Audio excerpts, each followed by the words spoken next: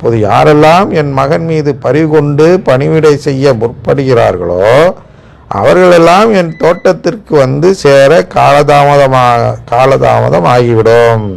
இப்போ சாயந்தர வேலைக்கு தரானா அவன் நிலைமை அப்படி ஆயிரும். காலதாமதம் ஆகிவிட்ட பிறகும் பணிக்கு வருகிறவர்களை தேர்ந்தெடுத்து என் பிள்ளையாக தத்தெடுத்து கொள்வேன்.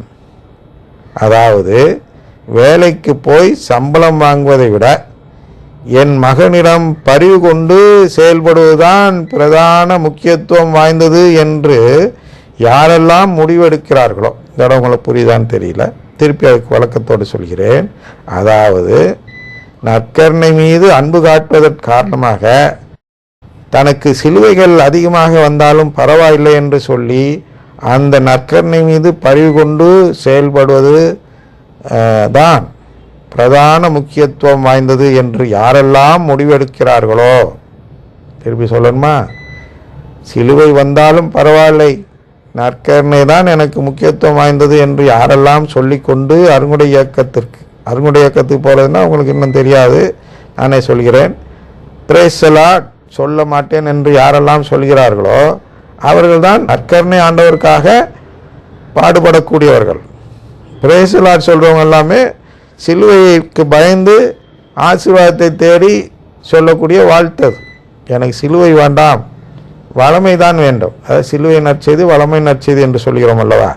சிலுவை நற்செய்தி மீது உள்ள நம்பிக்கையை நான் விட்டுவிடுகிறேன், வளமை நற்செய்தி மீது உள்ள நம்பிக்கையை தழுவுகிறேன் என்று சொல்வதற்கான அடையாளம்தான் பிரேஸ் தி லார்ட் என்ற வாழ்த்து. இதை ஏற்கனவே பார்த்துட்டோம், 2 யோவானில் 11 பார்த்தோம். அவர்களை வாழ்த்தினால் அவர்களுடைய தீச்செயலில் பங்கெடுக்கிறார்கள். இந்த தீச்செயலில் தான் அவங்க பங்கெடுக்கிறாங்க. அதனால் மகனை கண்டு என்ன பார்க்க மறுபக்கமாய் விலகி செல்கிறார்கள். நற்கருணை ஆண்டவர் வேண்டாம், எனக்கு தூயாவி வேணும்னு. தூயாவினா அது தூயாவி இல்லை. நம்ம தான் தூயாவி பற்றி தான் பேசும்போது அவர் என்ன சொல்வார், தூயாவி பற்றி மீண்டும் படிக்கிறேன். அவர் தூயாவியானவர் பாவம், நீதி, தீர்ப்பு ஆகிய பற்றிய உலகினர் கொண்டுள்ள கருத்துக்கள் தவறானது என்று எடுத்து காட்டுவார் அப்படின்னு சொல்றார் அல்லவா.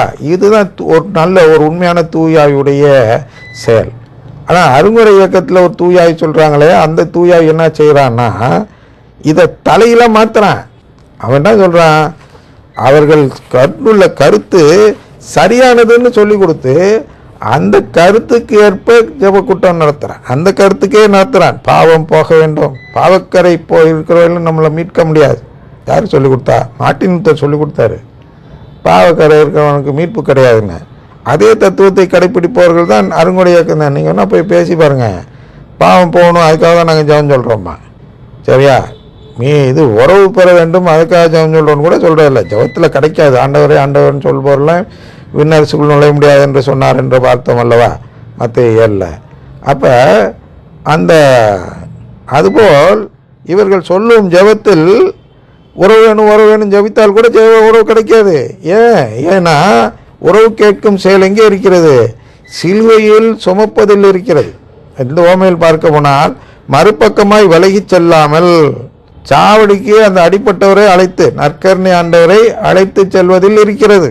அதனால் அப்படிப்பட்ட அன்பு யாரிடம் இருக்கிறதோ அவர்களுக்கு தன்னுடைய அந்த உறவை கொடுக்கலாம் என்று தந்தை ஆகியவர் திட்டமிட்டு இருக்கிறார்.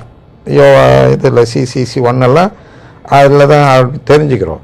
அது மூலமாக என் மகனிடம் பரிவு கொண்டு செயல்படுவதுதான் பிரதான முக்கியத்துவம் வாய்ந்தது என்று யாரெல்லாம் முடிவெடுக்கிறார்களோ, இந்த இடம் உங்களுக்கு புரிஞ்சிருக்கும்னு நினைக்கிறேன். அவரிடம் பறி கொண்டு அதுதான் பிரதான முக்கியத்துவம் வாய்ந்ததுன்னா என்ன அர்த்தம்? சிலுவை. என் வீட்டில் பாடுபட்ட சுருவம் இருக்கிறது, ஒரே சோகம் உள்ளற, ஒரே பாடுகள், எல்லாமே சிலுவைகள், கஷ்டங்கள் வந்துக்கிட்டே இருக்குது அப்படின்னு சொல்லிட்டு போய் சிலுவை கொண்டு போய் அந்த கோயிலுக்குள்ளே எங்கேயாச்சும் தூக்கி போட்டு வந்துடுவாங்க. இவங்க தான் பார்த்தீங்கன்னா போய் அருங்குடை இயக்கத்தில் சேருவாங்க. இந்த அருங்குடை இயக்கத்தில் சேரவங்க வீட்டில் போய் பாருங்கள், ஒருத்தர் வீட்டில் கூட பாடுபட்ட சுருவம் இருக்காது. ஏன் இருக்காது? ஏன்னா அவங்களுக்கு சிலுவை கண்டால் அவ்வளோ பெரிய பயம், ஒதுங்கி ஓடி விடுவார்கள். அதான் அந்த பிரதான முக்கியத்துவமாக நற்கருணை ஆண்டவரிடம் அன்பு காட்டுவதில்லை. அதனால் இங்கே சொல்கிறார், அவர்களுக்கெல்லாம் என் சொத்தை பிரித்து கொடுக்கலாம். யாருக்கெல்லாம்? யாரெல்லாம் முக்கியத்துவம் வாய்ந்தது என்று நம்பி முடிவெடுத்து செயல்படுகிறார்களோ அவர்களுக்கெல்லாம் இந்த சொத்தை பிரித்து கொடுக்கணும்னு நான் திட்டமிட்டு இருக்கிறேன் அப்படின்னு அங்கே சொல்கிறாரு. சொன்னதும் என்றெல்லாம் அந்த செல்வந்தர் கணக்கு பிள்ளையிடம் சொல்கிறார். அவர் தன் மகனை சத்பிரசாதநாதர் என்ற பெயரில் அவரை அடிப்பட்டவராக அனுப்புகிறார். அவரும் அதாவது சத்பிரசாதநாதரும் செல்கிறார். அவர் சென்று அதுபோன்றே கல்வர்க்கையில் அகப்பட்டவர் போல் எருசலேமிலிருந்து எரிக்கோ போகும் வழியில் ஆடையின்றி அடிபட்டு குற்றூராய் இருப்பது போல் படுத்திருக்கிறார். பின்பு செல்வந்தர் அவ்வழியே பல பணியாளர்களை வரவழைக்க அருகில் உள்ள திராட்சை தோட்ட வேலைக்கு வரும்படி பலரை அழைக்கச் சென்றார். அவர் சென்று முதலில் மகாத்மா மார்ட்டின் என்று ஒரு நபரை சந்தித்தார். அவர் நாளொன்றுக்கு 1 தெனாரியம் கூலி என மகாத்மா மார்ட்டினிடம் ஒத்துக்கொண்டு கூறியதாவது. பாருங்க, மகாத்மா மார்ட்டின் இதெல்லாம் ஏன் இந்த பேர் வச்சுருக்கோன்னா, இவர்களெல்லாம் அந்த நீதி, இவர்களது நீதி என்பது உலகத்தாருடைய நீதி. அப்படின்னா பாவம் செஞ்சால் தண்டனை, அதான் அவங்களுக்கு நீதி. ஆனால் கடவுள் ஏற்படுத்திய நீதி என்பது தன் மகன் மீது அன்பு காட்டுகிறவர்கள் யார் என்று கண்டறிந்து அவர்களுக்கு தன்னுடைய அந்த வல்லமையை சொத்தாக கொடுக்கிறார். தேர்ந்தெடுத்து சொத்து கொடுப்பது போல் அது ஒரு நீதி. இவங்க வேறு நீதியை நம்மள்கிட்ட திணிக்க பார்க்கிறார்கள்.